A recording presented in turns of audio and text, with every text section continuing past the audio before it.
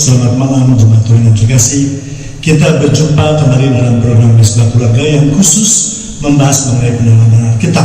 Dan seperti biasa, sebelum kita mendengarkan pemberitaan firman Tuhan, kita akan mengangkat beberapa pujian. Untuk itu, mari kita siapkan hati kita bersama dengan keluarga kita. Kita angkat satu pujian, sampai memutih rambutku. Terima kasih Tuhan. Kalau sampai malam hari ini Tuhan, kami masih diberi kesempatan untuk beribadah di hadapan-Mu Tuhan. Sebab Engkau yang layak untuk menerima segala pujian dan penyembahan kami Tuhan. Terima kasih kami syukur. Kami serahkan hidup kami di tangan-Mu Tuhan. Sebab kami percaya rancangan-Mu hidup buat kami. Amin.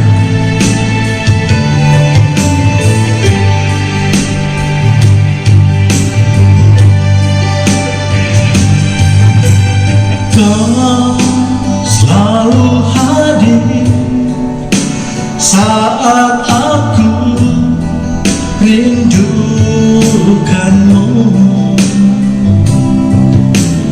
Kau yang selalu setia menopangku dengan kasih setia,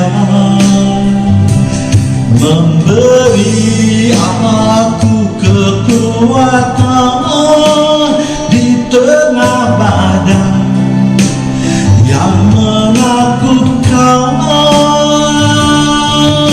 sampai memutih rambutku. Kau putuskan aku menutup usiaku. Ku kan selalu menyembah-Mu, oh Yesus Tuhanku. Ku milik-Mu, selamanya bagi-Mu. Ya Tuhan, hidup ini hanya kami persembahkan di hadapan Tuhan.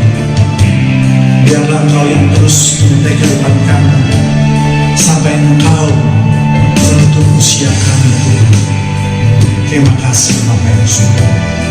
Terima kasih Tuhan Yesus. Terima kasih Tuhan Roh Kudus. Mari kita bersungguh-sungguh mengimani pujian ini.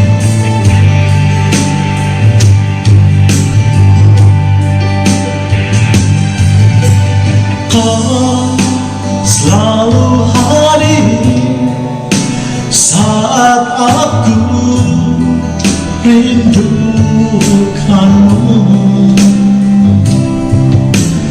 Kau yang selalu setia menopangku dengan kasih setia,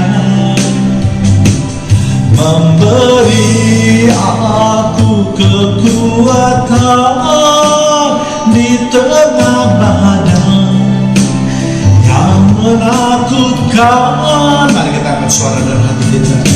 Sampai memutih rambutku, Kau putuskan aku menutup usiaku. Ku kan selalu menyembah-Mu, oh Yesus Tuhanku. Ku milik-Mu, selamanya bagi-Mu. Sampai memutih rambutku, Kau putuskan aku menutup usiaku.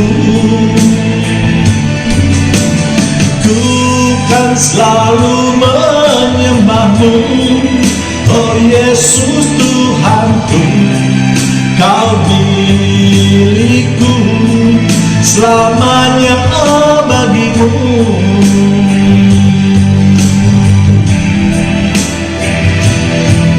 Ku milik-Mu, selamanya bagi-Mu.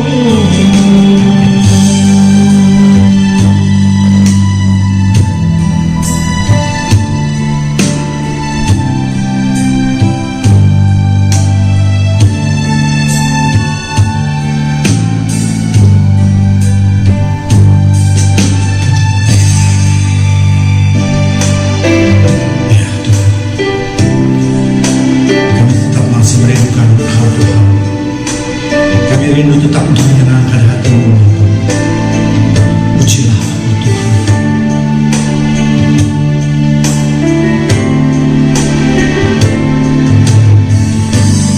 Pujilah aku Tuhan. Cobalah aku Tuhan. Selidiki batinku dan hatiku, mataku tertuju padamu. Aku cinta padamu Tuhan. Aku rindu hadiratmu Tuhan. Aku ingin selalu dekat padamu,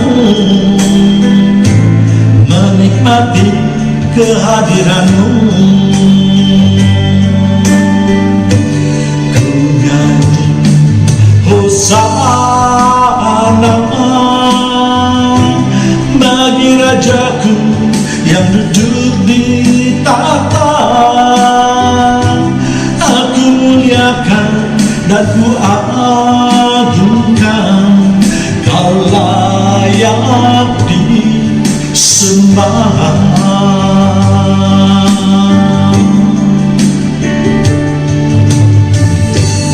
Pujilah aku Tuhan. Lihat hati kami Tuhan. Cobalah aku Tuhan. Selidiki batinku dan hatiku,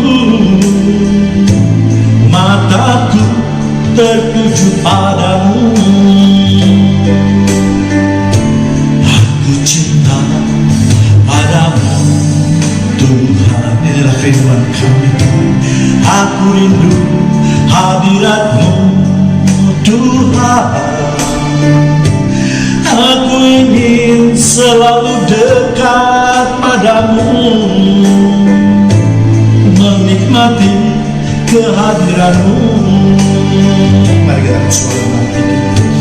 Ku nyanyi Hosana, terpujilah Kau Tuhan, bagi Rajaku yang duduk di tahta. Aku muliakan dan ku agungkan, Kau layak disembah. Ku nyanyi Hosana bagi Rajaku yang duduk di tahta. Aku muliakan dan ku agungkan, Kau layak disembah. Pujilah aku ya Tuhan. Dan cobalah aku, selidiki batinku dan hatiku, sebab mataku tertuju pada kasih setiamu. Dan terpujilah kiranya namamu yang mulia selama-lamanya, dan kiranya kemuliaannya memenuhi seluruh bumi. Amin. Nyanyi Hosana bagi Rajaku yang duduk di tahta. Aku muliakan dan ku agungkan, Kau layak disembah. Kau layak disembah. Kau layak disembah.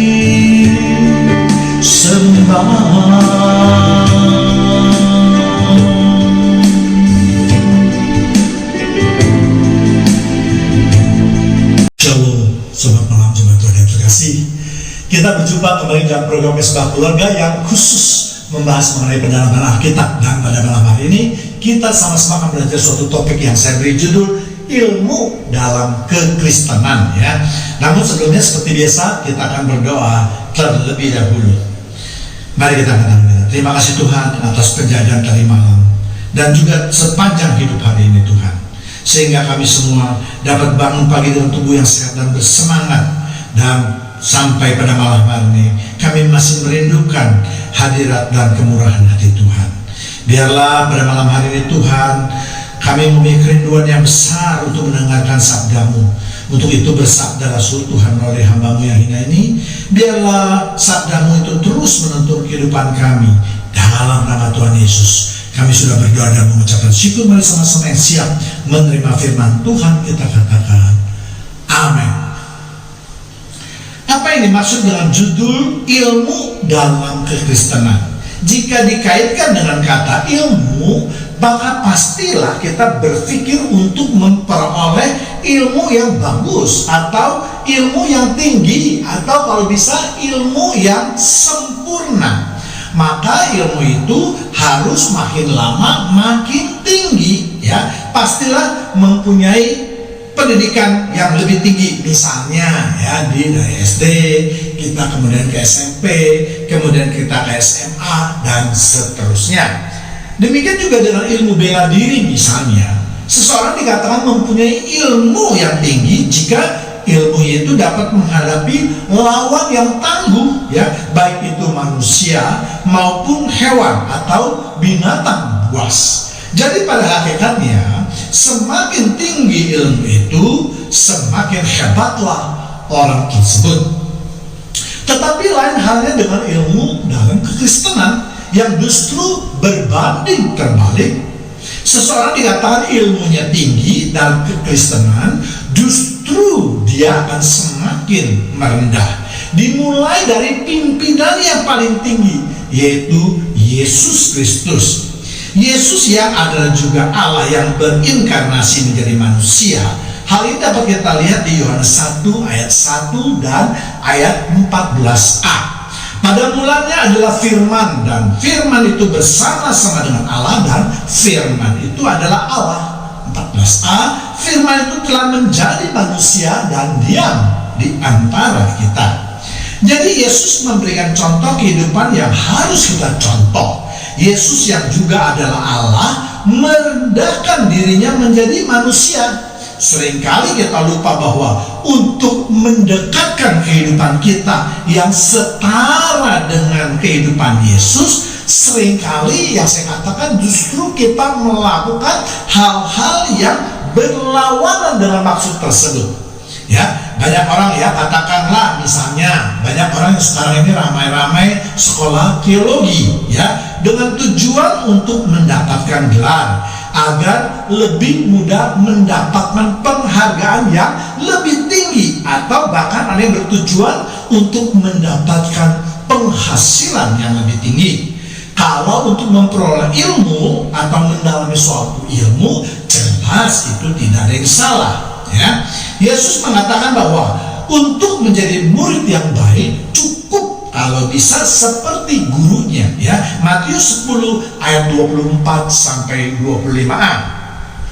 Seorang murid tidak lebih daripada gurunya, atau seorang hamba daripada tuannya. 25, cukuplah bagi seorang murid jika ia menjadi sama seperti gurunya, dan bagi seorang hamba jika ia menjadi sama seperti tuannya, ya.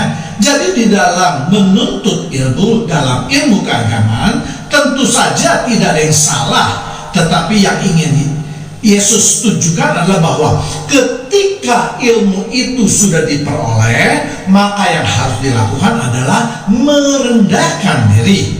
Tetapi faktanya di dalam kehidupan adalah hal yang sebaliknya juga yang terjadi, ya.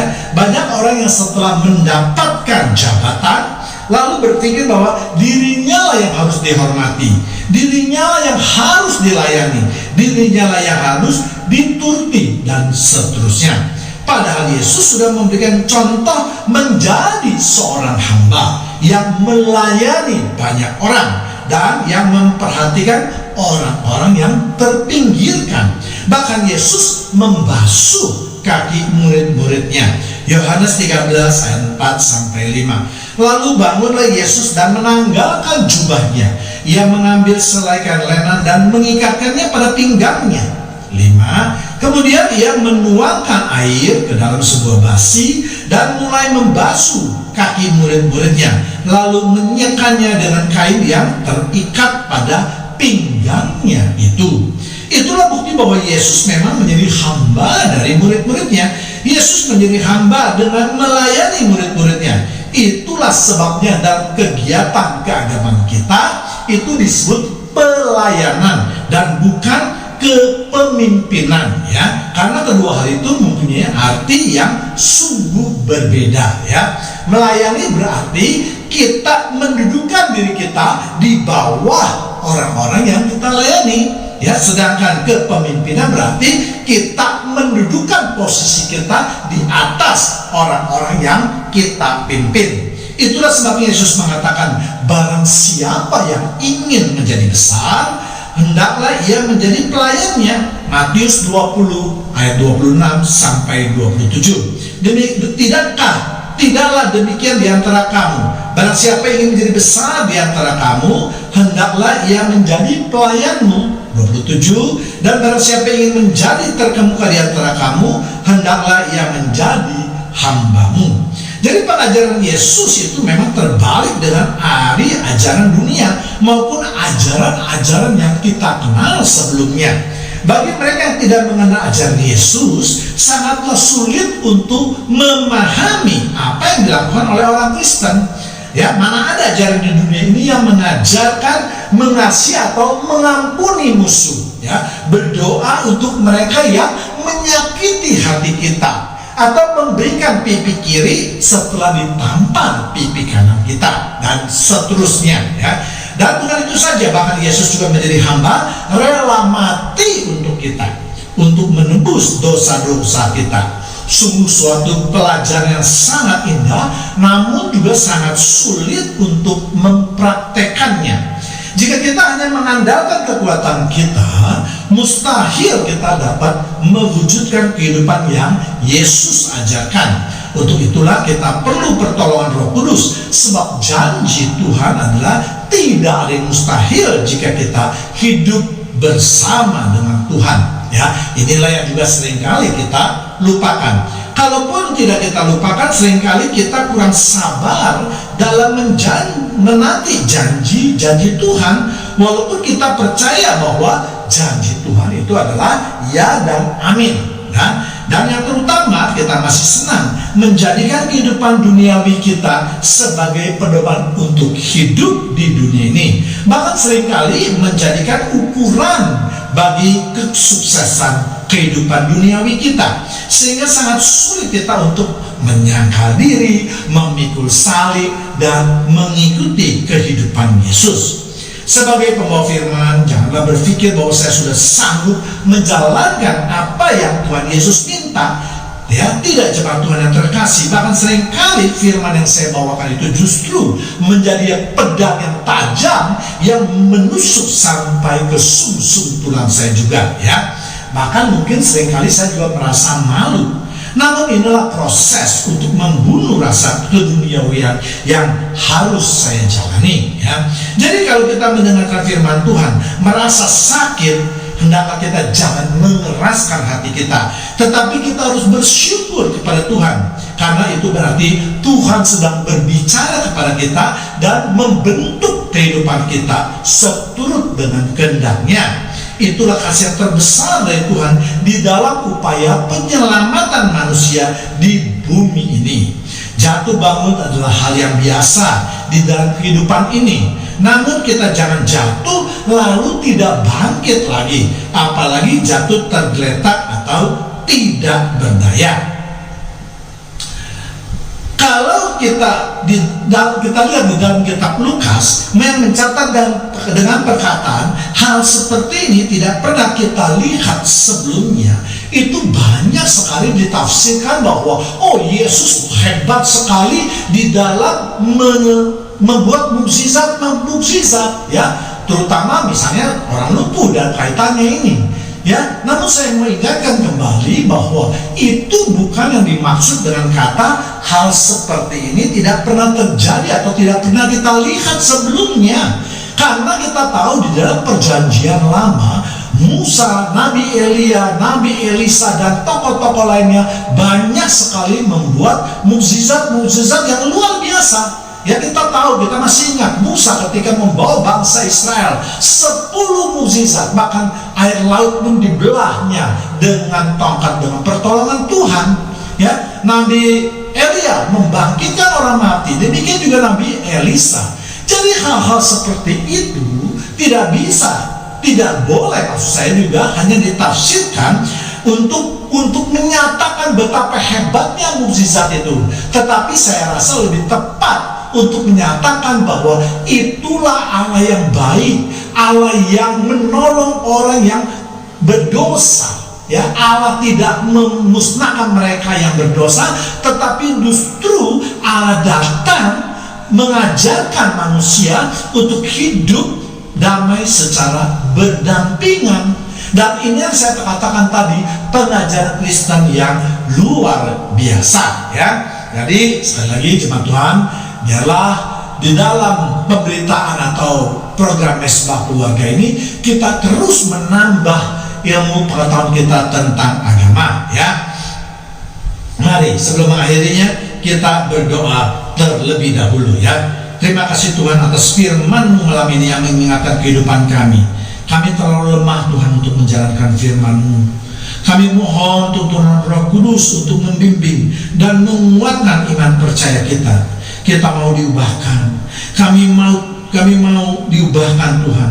Kami tidak sanggup untuk berjalan sendiri Tuhan. Biarlah tangan-Mu tetap menggenggam tangan kami dan jangan lepaskan. Terima kasih Bapa yang di surga, terima kasih Tuhan Yesus, terima kasih Tuhan Roh Kudus. Haleluya, amin. Kita baru saja mendengarkan sebagian daripada kebenaran firman Tuhan. Untuk itu mari jemaat Tuhan yang terkasih, kita masih akan beberapa pujian. Tetap kita arahkan hati kita akan satu pujian, ku berikan syukurku. Inilah Tuhan, rasa terima kasih kami Tuhan atas semua kebaikan Tuhan, atas pemeliharaan Tuhan, atas kasih-Mu yang tak pernah berhenti Tuhan kami. Ku berikan syukurku.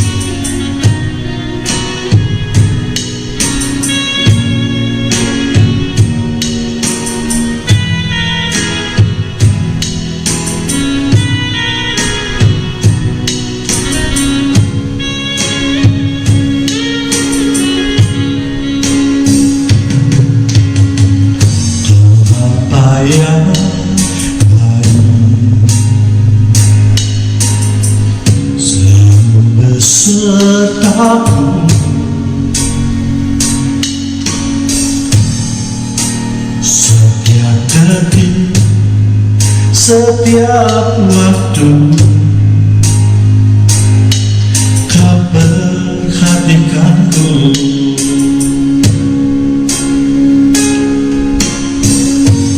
Bapa yang setia,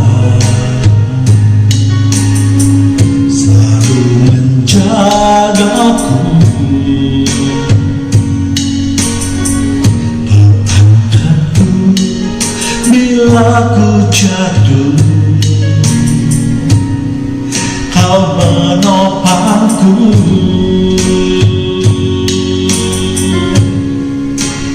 Ku berikan syukurku buat kebaikan-Mu. Ku berikan syukurku buat pertolongan-Mu. Sebab Kau jadikanku berharga di mata-Mu. Kau Bapa yang baik, ku mengasihi-Mu.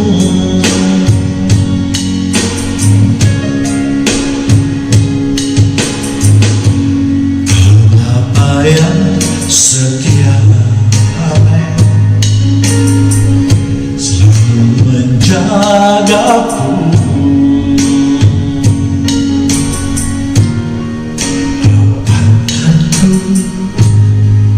Bila ku jatuh, kau menopangku. Ngerti suara? Ku berikan syukurku buat kebaikanmu. Ku berikan syukurku buat pertolonganmu. Sebab kau jadikanku berharga di matamu. Kau Bapa yang baik, mengasihimu.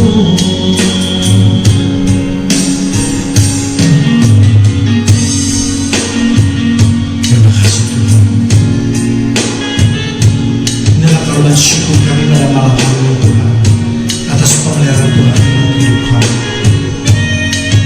Kau sungguhlah Bapa yang baik. Kau yang selalu menopang kami.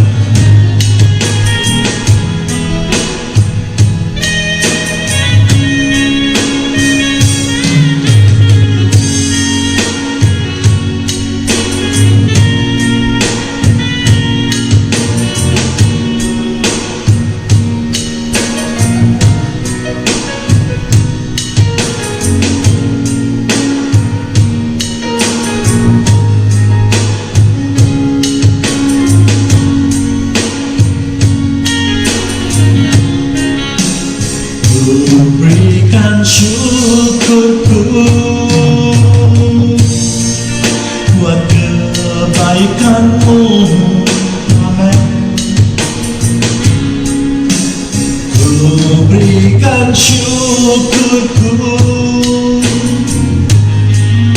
buat pertolonganmu. Sebab kau jadikanku berharga di matamu.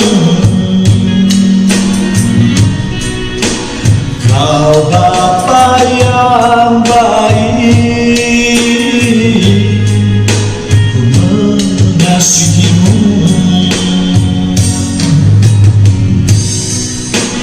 Kau Bapa yang baik, ku mengasihimu.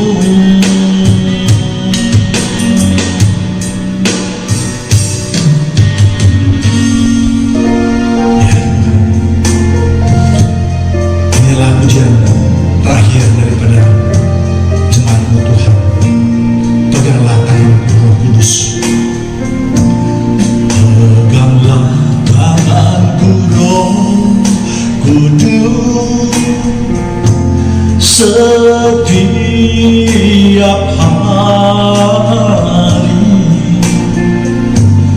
Ku tak dapat jalan sendiri tanpa Roh-Mu. Bawalah diriku kepada segala kebenaran, agar ku tidak tersesat, mengikuti jalan-Mu. Peganglah tanganku Roh Kudus setiap hari. Ku tak dapat jalan sendiri tanpa Roh-Mu. Bawalah diriku kepada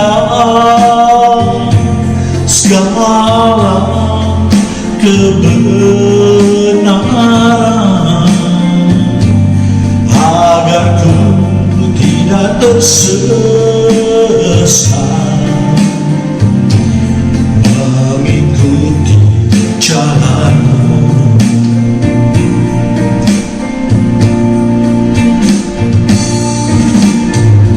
Berilah harta indah yang telah dipercayakannya kepada kita oleh Roh Kudus yang diam di dalam kita.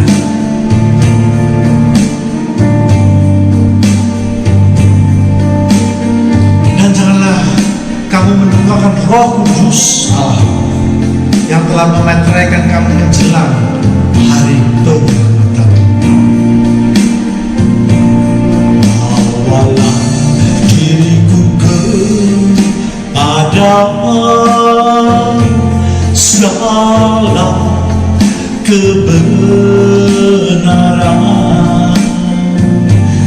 agar ku tidak tersesat, mengikuti jalan-Mu, agar ku tidak tersesat, mengikuti jalan-Mu. Selain kita mau katakan, agar ku tidak tersesat, mengikuti jalan-Mu.